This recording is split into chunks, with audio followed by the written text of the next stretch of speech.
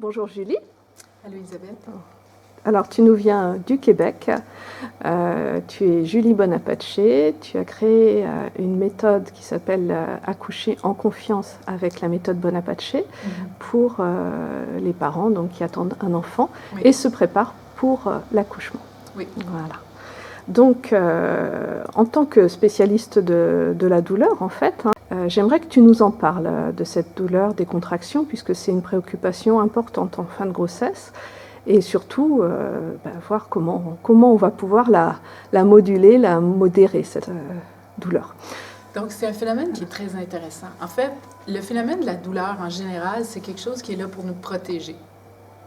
Alors, si on se questionne à quoi ça sert, moi, j'appelle pas ça de la douleur à l'accouchement, j'appelle ça des sensations. Alors, à quoi ça sert, ça, l'effet d'avoir des sensations à l'accouchement? Ça sert d'abord pour nous dire qu'il se passe quelque chose, il faut se mettre en sécurité. Ça sert aussi pour nous dire comment le bébé est positionné, puis ça va nous dire comment on doit faire pour être plus confortable. Donc, les sensations sont là pour nous guider, sont utiles.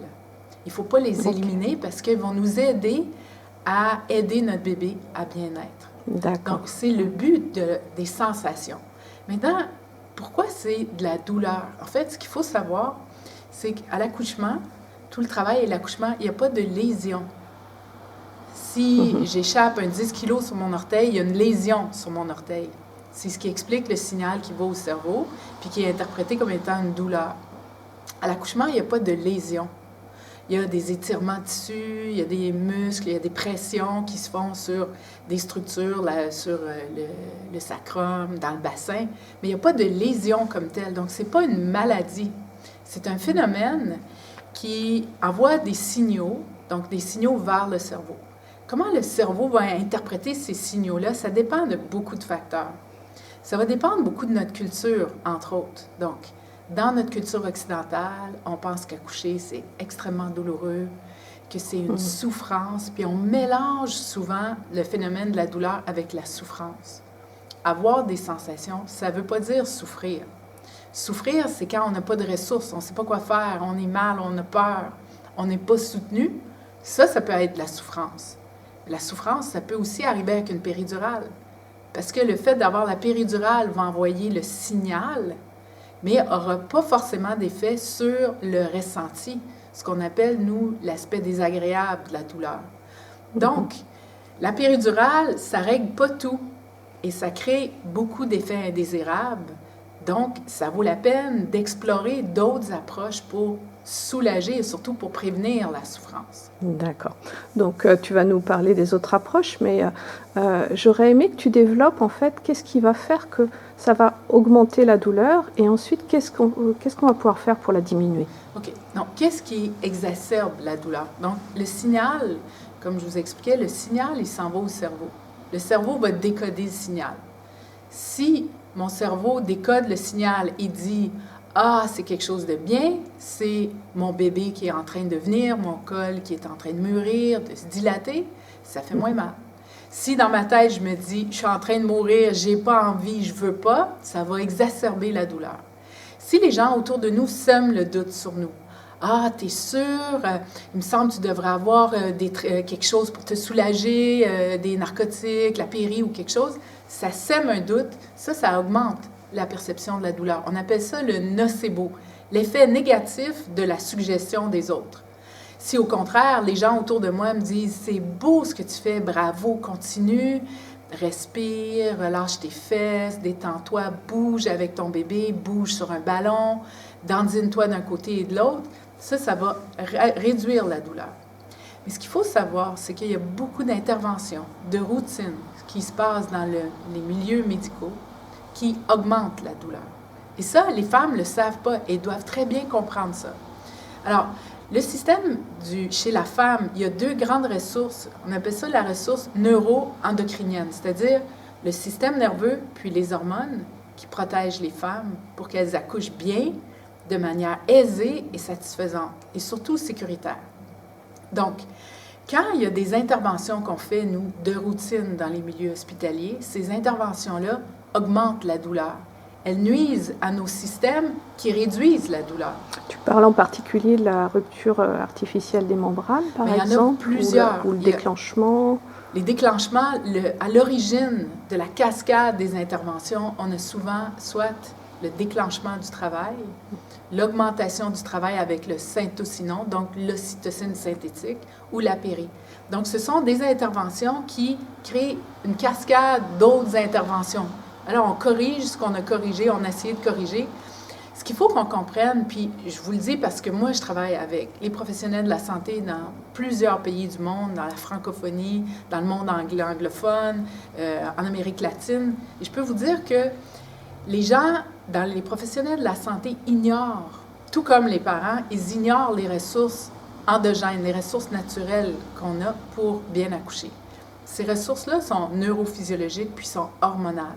Ça veut dire que quand nous, on est prête à accoucher, il y a une série d'hormones qui se mettent en place pour nous soulager.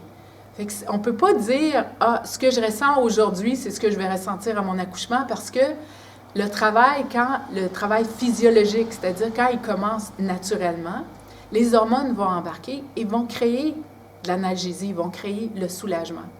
Alors, qu'est-ce qui fait que ça fait plus mal aujourd'hui? C'est que beaucoup trop de femmes sont déclenchées. On démarre le travail synthétiquement. Et quand on démarre ou on augmente avec l'hormone synthétique, on inhibe, c'est-à-dire on diminue l'hormone naturelle qui, elle, n'a pas juste l'effet de créer des contractions, mais va influer sur notre humeur, sur notre ressenti et donc sur nos émotions et comment on perçoit la douleur. C'est pour ça que les femmes qui sont déclenchées ont plus de douleur que les femmes qui ont un travail spontané qui se démarre. D'accord. Alors, c'est pour ça que c'est important qu'on laisse la physiologie s'installer pour profiter de toutes les hormones. Si les parents veulent se former à la méthode Bon-Apache, en France, qu'est-ce qu'ils doivent faire? Alors, pour apprendre ce programme-là, donc le programme que moi je propose, c'est un programme qui est basé sur le couple. Pourquoi sur le couple? Parce que j'ai exercé comme médiateur familial pour le ministère de la Justice. J'ai négocié des divorces pendant une 12aine d'années. Et je suis convaincue que quand le partenaire participe à la grossesse et à l'accouchement, c'est-à-dire est présent et se sent utile et sait quoi faire, donc comment travailler avec sa partenaire, travailler en équipe pour la soulager avec des massages, du positionnement, avec les respirations, avec toutes les techniques qu'on peut faire pour protéger la bulle de la femme, bien, ce père-là, il va être plus participatif en postpartum. Puis ce qu'on voit, c'est que quand les pères participent en postpartum, ils sont beaucoup moins à risque de faire partie d'un divorce.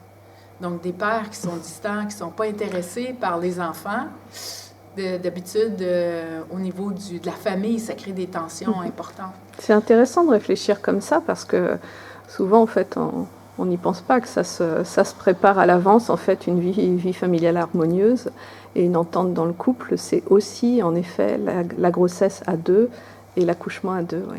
Exactement.